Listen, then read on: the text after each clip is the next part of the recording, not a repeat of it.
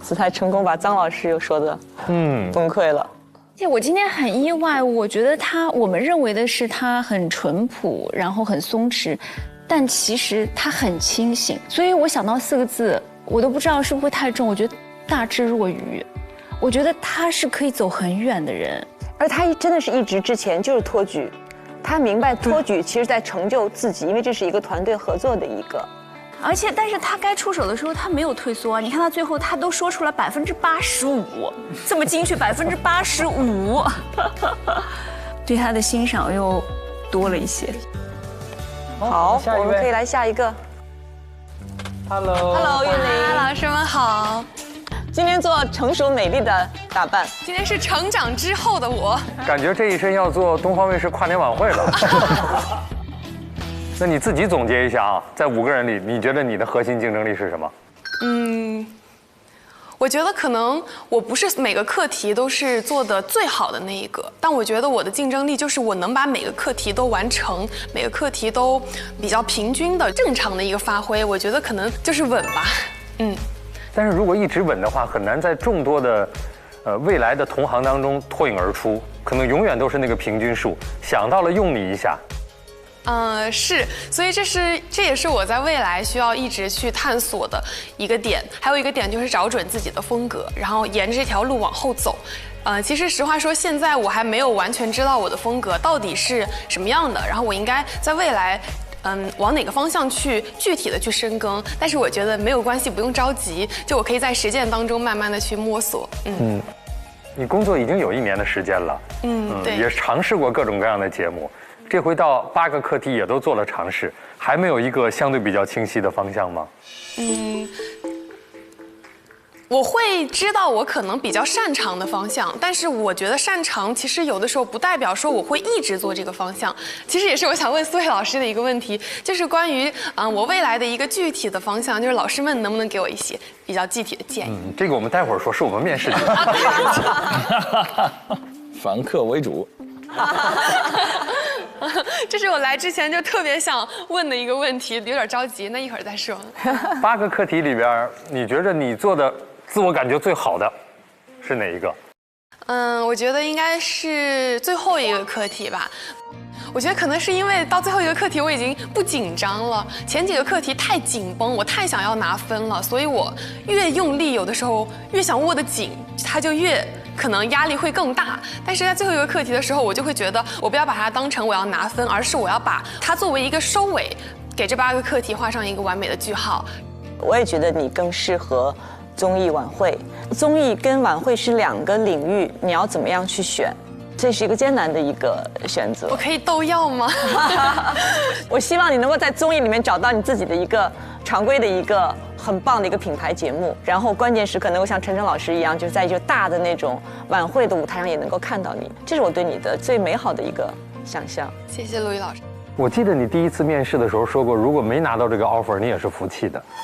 但是现在其他同学的实力看过了，然后如果还是拿不到 offer， 你现在服气吗？我服啊，因为我不是第1名，我不拿到也是正常的。就是如果说真的是从分数的角度来说，而且其实像雨佳庞铮，我是确实是看得到他们特别优秀的一个闪光点的。就比如说铮姐，真的我跟她一个宿舍，每天晚上我可能已经困得不行了，我要赶紧睡了，她就是还会在那儿加班。那我觉得如果说像我没有拿到 offer 给了他或者雨佳中的任何一个人，我都会觉得是应该的，因为他们确实付出了很多很多的努力。那有什么不服的呢？有时候接受自己不是最优秀的，其实也是一种成长嘛。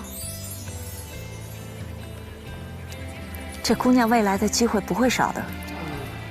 她跟子泰是2种不同的松弛，她其实灵魂深处也很松弛，她有一种淡然。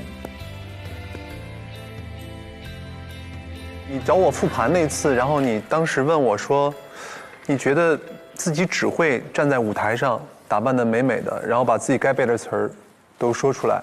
就我有时候在想，是不是我只会搞那些所谓大晚会上那些体现预设好的一些主持，就把那些词儿背得很漂亮，然后说得很漂亮，然后把自己打扮得也很漂亮，然后到那个舞台上站着，就其他需要一些其他方面，就是感觉做不出来，做不出想要的那种效果。你现在还有这样的想法吗？或者说你对自己这方面的能力有所改变吗？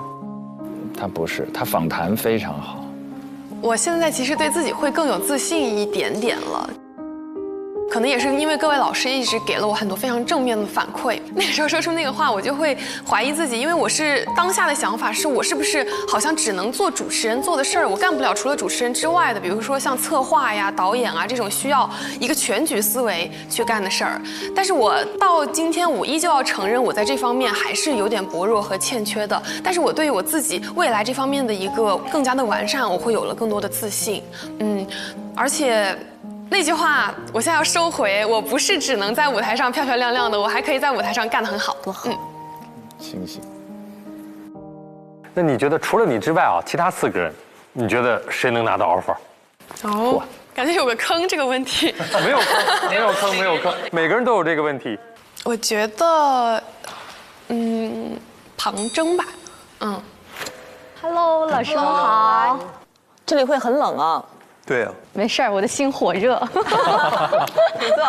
啊，哇！重新看到你坐在这个位置上，说恍如隔世有点夸张了，但确实跟我们第一次见到你的时候，发生了翻天覆地的变化。经过这30天的实习，发生在你身上这翻天覆地的变化都包括了什么内容？我觉得现在对于我来说，我不需要再装得非常自信了，因为我真的非常的自信。太好了！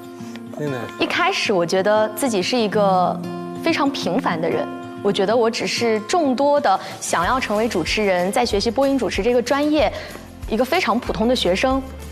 然后我本人的性格呢是比较习惯于在任何事情发生之前，我先做最坏的打算，我先做最不好的预期，这样我就不会失望，也没有任何事情可以伤害到我。所以在当时来这个节目之前，我就在想，我如果只是过来体验，或者我可能被人不喜欢，或者我每一次都拿最后1名，我可以接受吗？我觉得我可以，我就来了。在我的心里，我觉得这一次机会，在我来之前，我觉得它就是一次可以改变我的人生，可以让我在循规蹈矩的生活里面有一次离经叛道的机会。当这个机会来到我手上的时候，我就一定要抓住它。所以我就来了。然后在这1个月的课题的进行过程当中，我确实没有想到，就是前面的几个课题，可能发挥的还不错，可能老师们觉得我表现的还行，所以我前面的3个课题，其实我都拿到了非常好的积分。我觉得这是对我来说非常非常非常重要的又一次正反馈。所以我相当于是在做课题的过程当中，慢慢的觉得，好像这个课题我能做，好像那个课题我也还行。然后在这个过程当中，慢慢的就建立了自信。当然也不是每个课题都做得很好，也有很多的不足和缺点。你知道我对你最大的感受，就从第1天面试到今天你的变化。第1天我记得你的头发是梳一个像发髻一样，是吧？是。对。在我们眼里，你就是小孩嘛。但我当时觉得这是一个小孩，在一个成人世界里面，我可能已经很久了，从18岁开始就要演一个超出我年龄的那个成熟的、有节感的一个女人。但你看这1个月下，你会发现，其实年纪不重要的。当我的专业性被肯定之后，其他的一切都不重要。你现在就已经恢复到你真正的属于这个年纪该有的状态。谢谢你。是小孩也好，是姐也好，其实都不重要。就这个变化，我觉得至关重要。那意味着你真正让你的专业说话的那一刻。我们4个人特别特别高兴，就看到你这个改变，真的。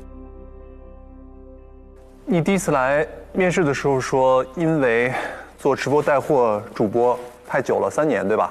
然后让你对主持人这个职业或者主播台已经产生了距离感，甚至你觉得有点背弃自己的专业了。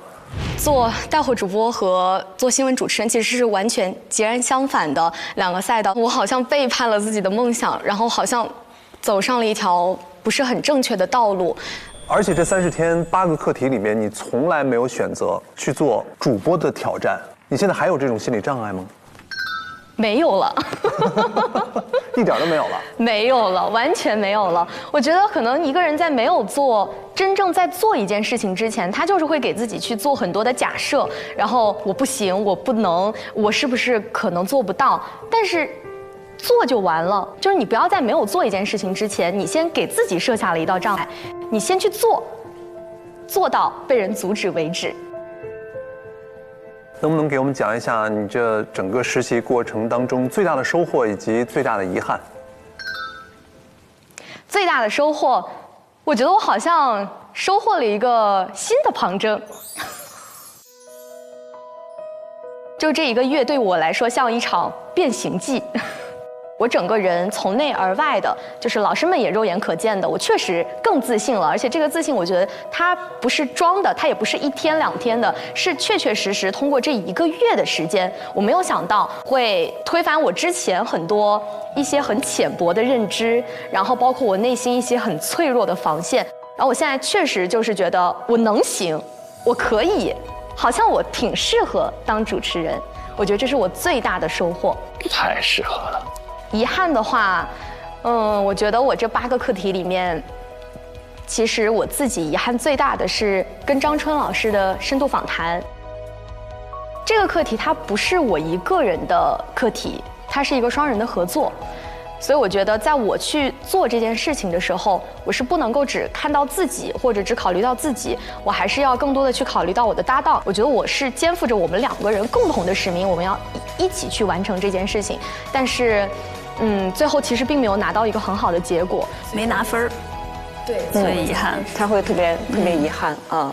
这是我最遗憾的事情。在今天进入到最终面试的这5个人当中，除了你之外，你认为还有谁有可能会拿到 offer？ 哇，这个提问，我觉得除了我之外，雨佳和韵玲都有很大的可能拿到 offer。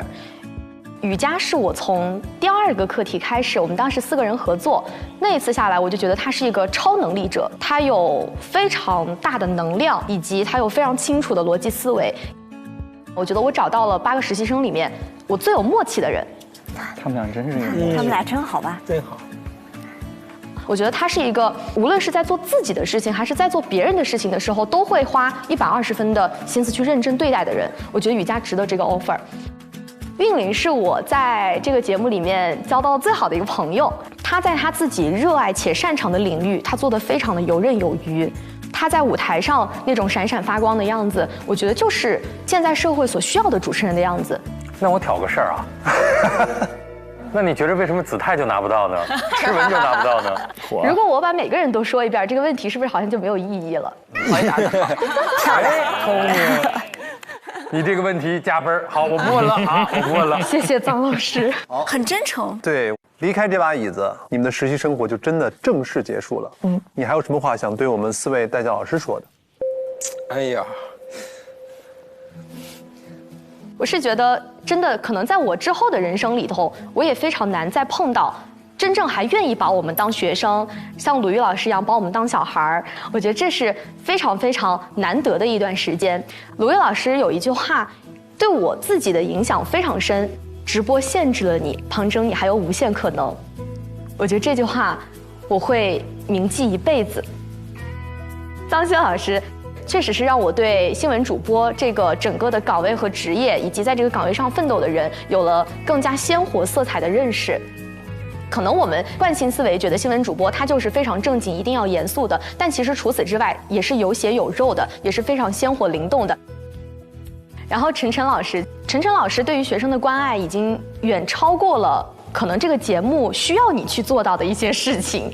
你不仅仅是言传身教，或者传授经验，或者说教我们去做一个课题，你是真的在生活上给了我很多的关爱，这个是我来这个节目没有想到的一件事情。谢谢老师，谢谢老师。然后白老师，你笑什么？我也不知道，尴尬的笑。每个人都被点一下名。暴风雨要来袭了，高冷的白老师都笑了。这是你亲学生。对对对。紧张了。我最开始来这个节目之前，我确实白老师在我心里就是帅，然后专业、学霸，就是他会有非常非常多的一些这种名号的加深。然后来到这个节目之后呢，我发现，和我想象的又不太一样。从一个相对来说更加轻松活泼的形象，然后转向了一个比较严肃正经的形象，是因为在我们的课题结束之后呢，白老师他不会给你太多的铺垫，或者说太多的一些前期的鼓励，但是他给到的每一条的建议和他复盘的信息，就是他是真的在复盘，他是在认认真真的复盘你到底有什么问题。所以我觉得我来到这个节目，其实我就是想要成长，我就是想要学习，我就是想要发现自己身上的不足的。然后白老师总是能够在恰当的时候，在我觉得哦，好像这个题我还行，哎，拿第1名了，然后他给我拽回来，让我觉得哦，其实你还是有问题，你还是有一些需要去提升的地方的，就是平衡的特别好。所以也谢谢白老师。其实我想跟你说的是，我内心对你一直抱有一种亏欠，因为你作为我的亲学生，我实际上只从下一站和新闻方这2次课题对你有简短的一些所谓的复盘吧。因为我确实没有经验，我不是你的第一个老师，但你是我的第一个学生，所以我也有些茫然不知所措，该怎么去带一个实习生。有很多地方没有照顾到你，不像陈真老师会那么细致入微的观察到你情绪上的变化，你衣着上的打扮。对，我还听说你偷偷的哭了，我自己也没有察觉到。我觉得在你最需要搀扶的时候，我也没有能够给你带来一些温暖和支持，这是我做的非常不到位的地方。但实际上，我心里有很多话想跟你说，很多想要跟你共同探讨的一些关于专业上的问题，而且我跟张琪老师跟其他3位老师，包括跟工作人员，在背后我说的最多的一句话就是彭真太强。但是我不想在你的面前直接告诉你，彭真你真的很强，很厉害，因为那个时候你的课题还没有结束，你还有很多提升的空间。但现在结束了，我现在可以正大光明、明目张胆的跟你说，彭真你真的很强，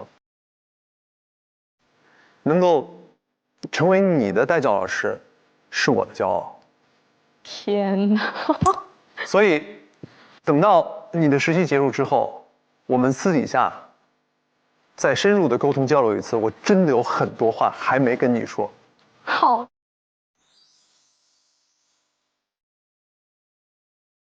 我觉得其实庞真真的是最不需要操心的一个人。你会担心他什么？我在他这个年纪的时候，对人生完全是一无所知，一脸茫然。他可知道了，进退自如。反正我觉得所有的实习生里面，他可能是这30天当中收获最大的一个人，改变特别大，真的。对，肉眼可见的改变，绝对的，绝对的，真的是肉眼可见。好，我们可以来下一个。雨佳，最后一位啦。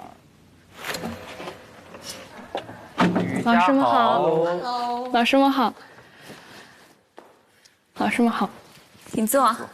气场全开。哇，你是我们最后一位中级面试的学生了，感觉怎么样啊？和第一次的感觉很不一样，虽然同事都有点紧张吧，但是这一次更多的是很期待见到4位老师，真的。这个整个实习最大的收获是什么？我觉得收获有太多了，但如果说最大的收获，就是对结果不那么看重，就是对第一的祛魅。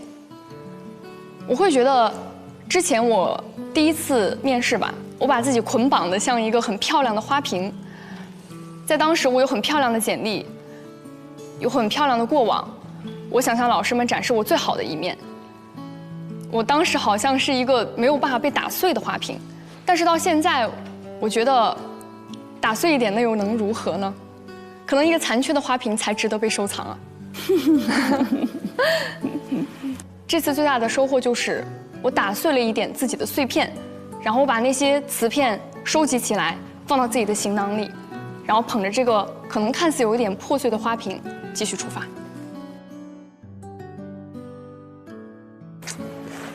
让广志好好听听。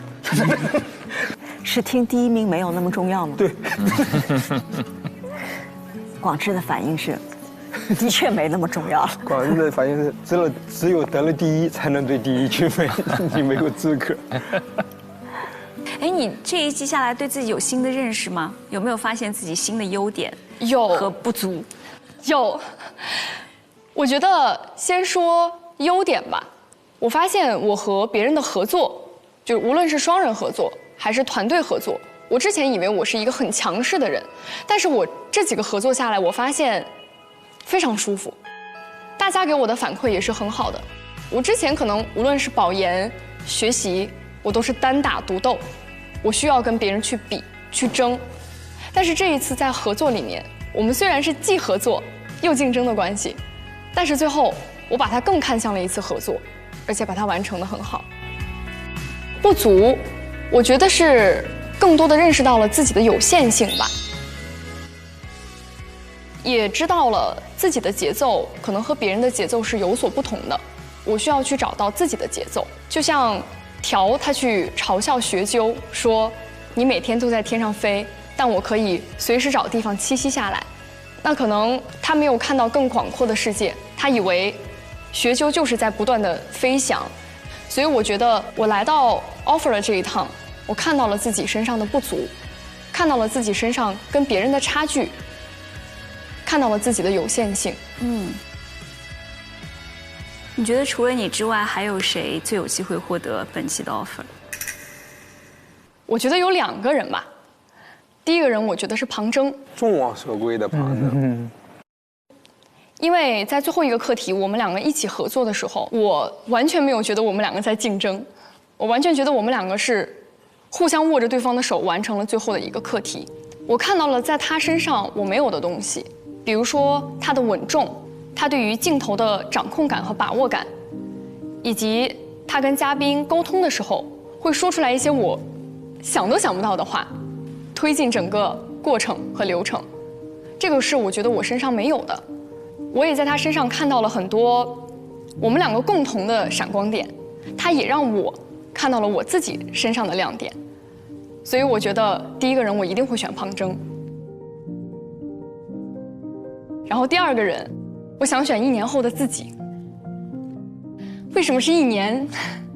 因为我觉得我需要的只是时间，就是我需要一个时间去对自己进行复盘、努力，再出发。我觉得1年后，如果说我再站在这个地方，一定和现在不一样。你刚才讲到了你和庞征在课题8的合作，非常好。课题8我全程见证了你们整个过程，看到了你们所体现出来的这种团队精神，特别是初期，某种程度上是你一个人扛下了你和庞征之间的工作，这是一个做电视或者做传媒该有的一种精神和样态。我为你感到很自豪、很骄傲。这种团队精神是难能可贵的，特别是在这种竞争的关系下，依然能够保持这种合作和团队，非常不容易。谢谢老师。所以说，我很看好你，继续努力，加油！你有你自己的实力，你也有对于整个团队的责任、付出、担当，会有一个很好的前景的。谢谢老师。我觉得电视人或者做主持人不被看到是常态，寻求合作也是常态。主持人永远不是一个人的单打独斗。我觉得你真的长大了，刚来的时候的学生气还有，但是你自己越来越知道自己的站位，知道自己的长处和短处，特别好。好了，那你看你是我们最后一位实习生来面试的，然后你离开之后，我们本季的实习就正式结束了。你有什么话要对我们大家老师说的吗？有，那我先说张希老师吧。我知道您是中传的那一刻，我就觉得这是我学校的老师，但是相处下来，我觉得您更像一位师哥。我们有时候可能会不相信我们自己，但就是因为有这样的大师哥，有这么好的张老师带着我们，我们觉得你们会相信我们，所以我们也一定会相信我们。谢谢张老师。然后鲁豫老师，我其实从来没有想到我可以跟您有交集，或者跟您有对谈谈话的机会，也更没有想到您会对我说出那句“你是可以做访谈的”。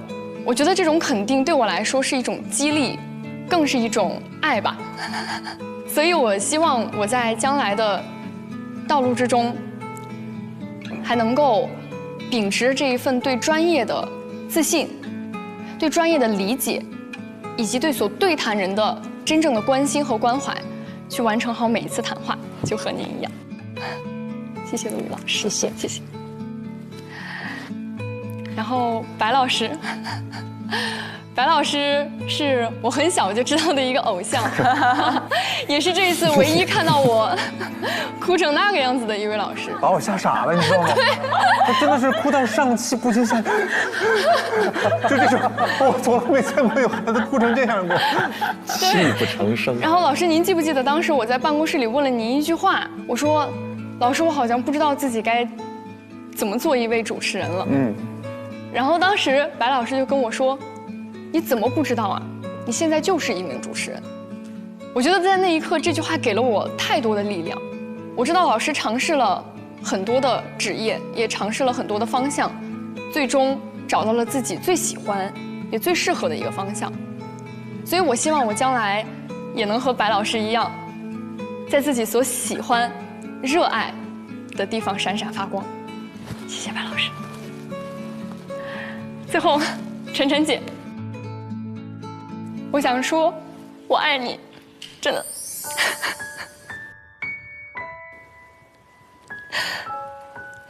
我觉得，我刚开始我们一起吃饭的那次，我说我觉得您像我的妈妈，在一直关心我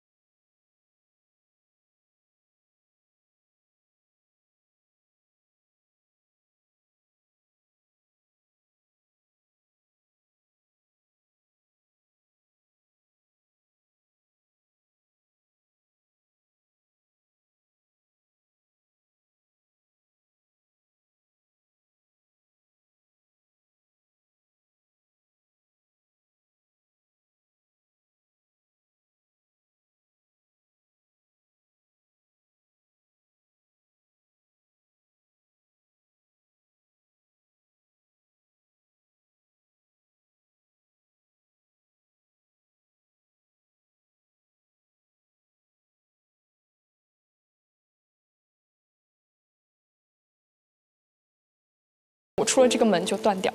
谢谢各位老师。刚才你也说了，你第一次来面试的时候，你就说你就是来拿这个 offer 的。如果现在回到1个月前，还会说这句话吗？我觉得会，一定会，因为我觉得这就是李雨佳的性格。他一定还会说出那句：“我是来拿 offer 的，我就是来拿 offer 的。”但是可能会身上少一些锐气，少一些尖锐的、很刺人的东西，而是很平静地说出：“我是来这里拿 offer 的。”最后再做一个精炼的自我介绍，来结束你的实习。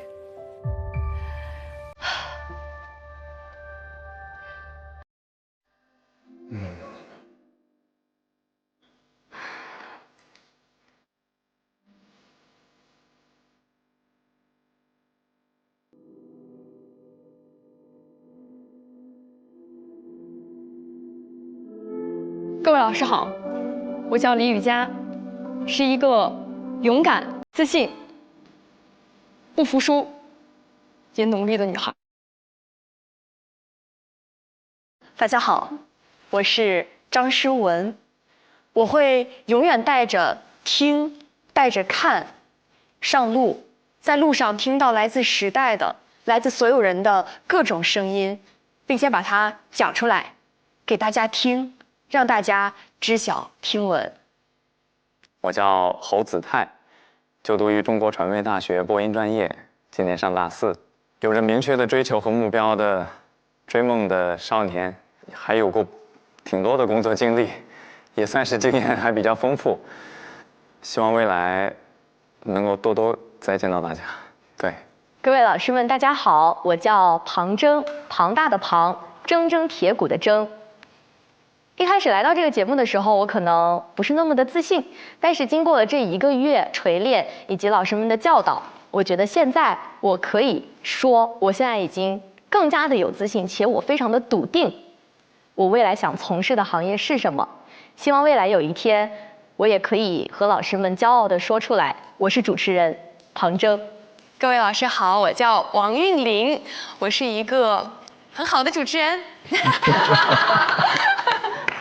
好，希望以后能够更多的听到来自你的声音，期待未来在舞台上闪闪发光的你。面试到这里结束了。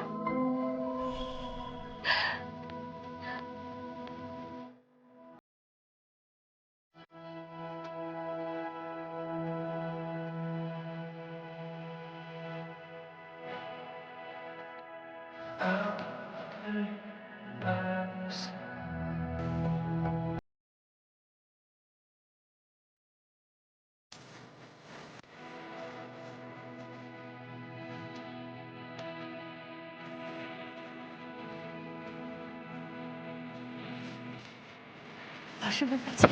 再见，再见。加油！放轻松，放轻松，放轻松，加油放轻松。谢谢所有老师。加油！加油！谢谢，谢谢，加油！我想抱一下老师们，可以吗？好。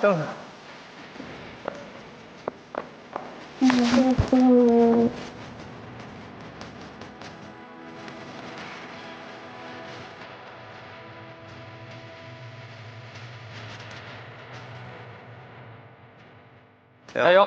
拜拜，再见，拜拜，拜拜，加油！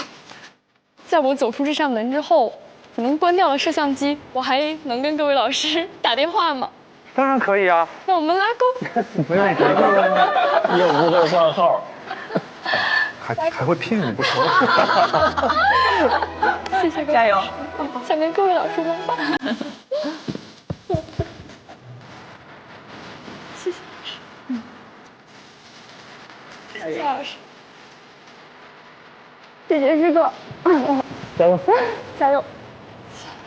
白老师。这个3个课题之间没跟你说的话，回头补上。好。谢谢老师。